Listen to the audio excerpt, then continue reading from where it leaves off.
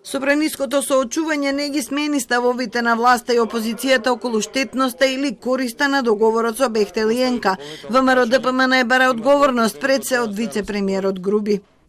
Кој и зошто предложил законско решение да поднесе закон кој што е спротивно на одлука на Уставен суд и при тоа свесно се согласил да плати големи казни? Тоа е прашањето. А за сите други прашања, ќе ти кажем една работа. Ти ќе бидеш првиот што ќе иде во затвор. Кога заштитените бели мечки од твојата криминална клика ќе треба да бидат повикани на одговорност. Владата повика ВМРО ДПМН да не ја забавува и поскапува изградбата на коридорите и да не се крие зад левица.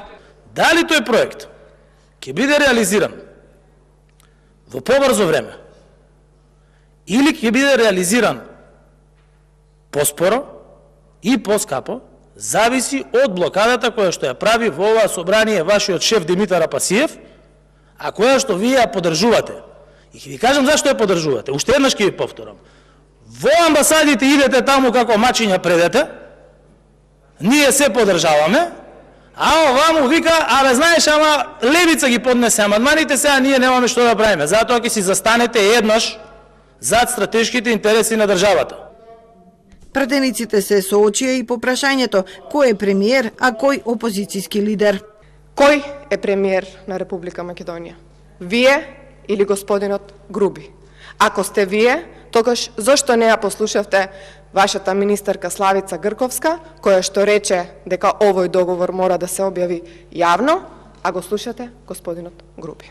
Премиер на Република Северна Македонија, дојде лидерот на опозицијата. Добар ден, господине Апасиев, како сте?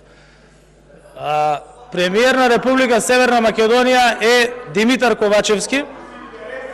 До 2024 година, до редовните избори, и потоа пак ќе биде премиер на Република Северна Македонија после изборите до редовните избори 2028 година. ВМРО ДПМН тврди дека до 6 мај треба да се платат 53 милиони евра, дека под исти услови ќе се врши експроприација на легални и на дивоградби, дека 70% од ангажираните ќе бидат странци. Владата објаснува дека нема да се плаќаат пенали, дека ќе бидат ангажирани 51% домашни фирми и дека и досега се градело под слични услови. Иако поканет не се појави јавниот обвинител Љубомир Јовески, па од него се очекува писмен одговор дали постапката околу надзорот на изградбата ќе остане во фиока.